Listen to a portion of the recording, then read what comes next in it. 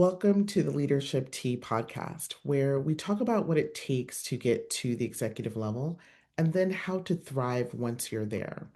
Today, we are going to focus in on an issue that we think is very relevant to our series on Sunday Scaries. That is that failure, which many of us experience, isn't final. It's an opportunity to turn setbacks into comebacks. And so during this episode, we're going to talk about some of the failures that we've experienced. We're going to talk about the lessons that we've learned from those, and also some of the comebacks from those as well that we are kind of experiencing now.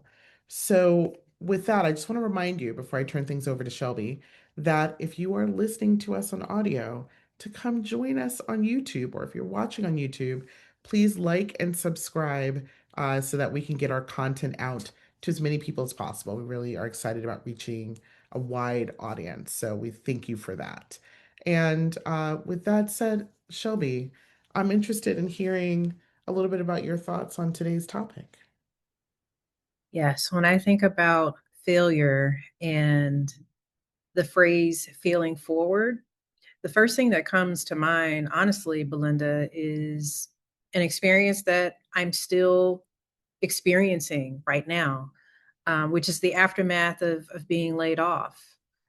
I think at the moment that I was laid off, one of the things that I feared most, which is I think is natural for anyone, is what will people think?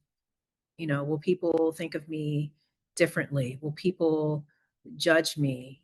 How do I control the rumors? How do I shape the narrative of what's happening? And how do I manage my own personal disappointment that I was not able to control the ending of my career the way that I wanted to? But as I reflect more on that failure, one of the things that strikes me about people who are in senior leadership positions, you don't have the luxury of failing loudly because the spotlight is on you and people are watching your every move. And as the layoff was happening, it actually caused me to think about my trajectory in the final years of my career at the State Department, where I was in very high profile roles, very visible roles, where anything that I did, how I carried myself, how I responded to pressure was on a public display at all times. And this was no different. This was no different. How I reacted to the layoff, I know was being scrutinized and that people were watching to see how would I respond, to this very public failure, if you will. And, in that process of really managing myself, I had to train myself to do things that were contrary to how I operate. And I'll give an example. I was getting a lot of text messages, a lot of emails. People were reaching out, asking, how was I doing? Was it true? What was going on? What did the future hold for me? Lots of questions that I just was not prepared to answer. And in that moment, I had to make a decision on whether I needed to respond to those emails. Did I owe people an explanation right away? And I'm thankful that I decided not to be trigger happy when it comes to, responding to people right away, because I'm sure I may have said some things that I might have later regretted. And I really just needed that time to take a beat, to take a breath. And as I think about this series of, how do you manage your anxiety heading into Sunday, the Sunday Scaries, oftentimes as leaders, that anxiety builds because as you're thinking of your mental checklist, you're thinking of all the people that you owe a response to, or all the emails that are piling up, and how do you triage those emails so that you're not completely overwhelmed. And that was the same sensation that I felt, as I was managing this failure. And I really had to hold back and decide who deserves a response from me right now? And do I need to feel this pressure, this anxiety, this fear of not responding and letting people, create their own narratives potentially? That was a risk that I took. But ultimately, it helped me in the healing process to really be able to take some time and define how do I want to respond to all the various inquiries about what happened and where was I going to go, et cetera. And I think as I'm managing this pivot from public service into entrepreneurship, you know, one of the things that used to bother me, on Sundays heading into the week was this lack of control over my schedule. Like Monday is going to be crazy. There's going to be, a lot of unexpected, unfinished business that, my boss or my boss's boss will expect me to complete, and a bunch of things are going to land on my desk. Well, fortunately, I don't have to deal with that anymore. I have a new perspective on managing my schedule. I get to set my schedule. I get to determine the drumbeat and the pace, that I want my Monday to take, and the rest of the week. And so in an odd way, I don't really have the Sunday scaries anymore. And this public failure, this the failure that I experienced of being laid off has just it's had a lot of mixed blessings, if you will. Um, and I think the biggest lesson for me is really knowing that I can control how and when I respond. And I would leave that with our listeners, with the executives who are listening to this. Just a reminder that you don't have to be so quick to respond to every email. That's not to say that you shouldn't, be communicative, because you want to be timely in your responses, of course, but be strategic in how and when and who you respond to, and how you prioritize the order in which you get back to people. That was a small measure that actually helped me deal with my own healing from my failure. Yeah, no, I think that what you've said here, this idea of like control and being strategic and also giving yourself some grace, right? Giving and not letting the baggage kind of stack up on you, Yeah. um, is really critical to navigating periods like this. I've heard from so many friends across sectors who faced layoffs, and they feel like it's a failure on their part. And I don't know, I just I feel like there's a failure there, but it's on the part of the organization, right? Mm. One, often it's a part of the organization because of how they handle it. But also, if we got to the point where you aren't making money or there's waste, fraud, and abuse, or like whatever, that's not your fault. That's theirs, and there should be some other way to deal with it without breaking people in this way. Yeah. But that's a long way of saying that this isn't you. You are great, right? And I say that to anyone who's facing a layoff right now. You you've done your part. And so you have great skills, and it's really about deciding where you're going to put that energy. Where is it going to be appreciated? Where are you going to plant your seed so that it can grow into a garden? Yeah, I definitely see that in you. Yeah, no, I agree with what you definitely with what you've said there. I think for me, um, this uh these ideas come down to, shame and scars, like we were talking about earlier, that I have found myself in positions where I felt like the mistakes I was making, the failures I was having, which were very public because of my role, they just created a cycle of shame, which caused a cycle of continuing to make errors and mistakes, et cetera, and to begin to believe and to internalize that shame and to internalize the mistakes.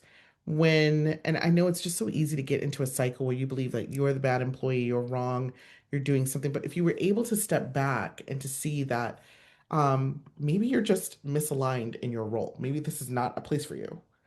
Or maybe this is the office politics, right? Or trusting the wrong people coming at you and they're basically gaslighting you. So I think when I look back on those situations, that's often what was happening to me. So I was not really at fault. Nothing was really wrong, but someone had to be the scapegoat. And since I was the only in many respects, then it was easy to make me the scapegoat.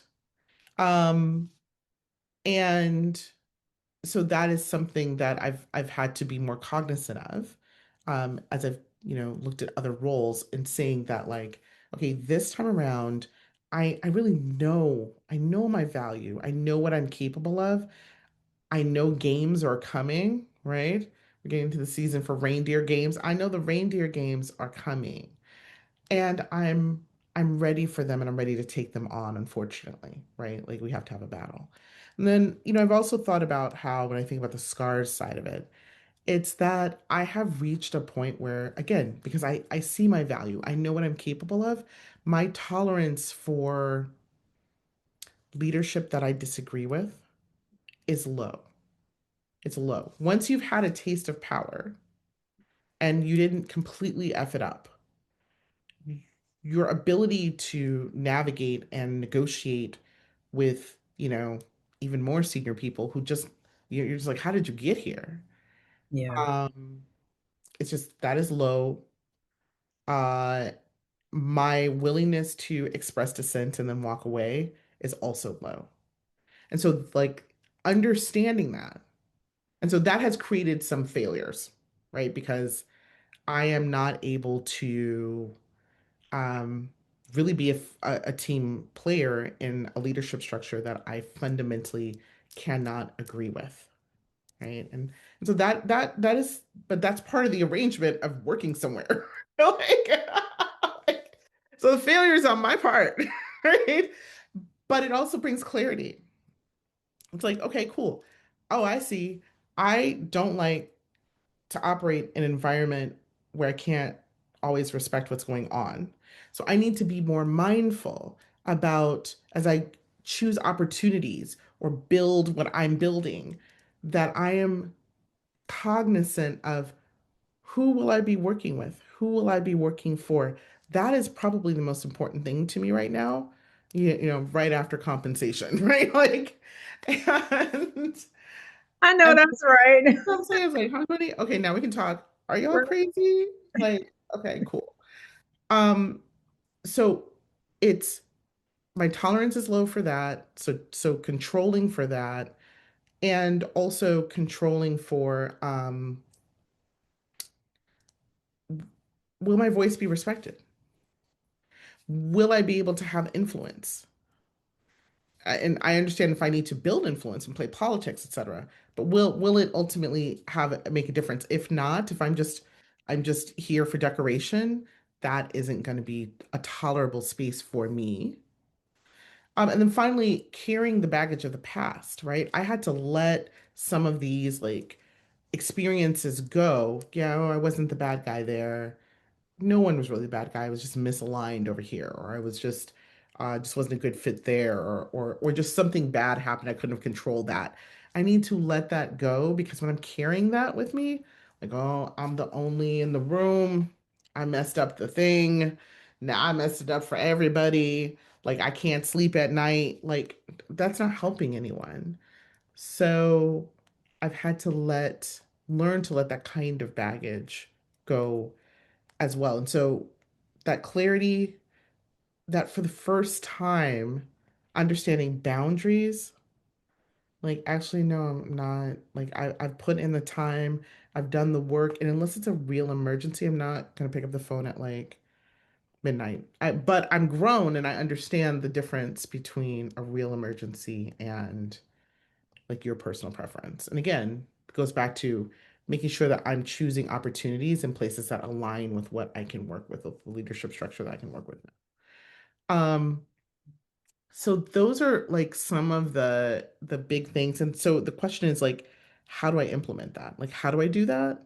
And, I was thinking back to like, again, when I can get out of the headspace of just like life is happening to me and this is a horrible thing and I don't know what to do. I don't know up from down. These people are playing with me. You have to find a way to snap out of that either with a therapist or with a coach or somebody to help you step out of that swirl once in a while and say to yourself, okay, what's important to me? Like, what's important? What is realistic in the situation that I'm in? Who can I ally with, if anyone, to get it done?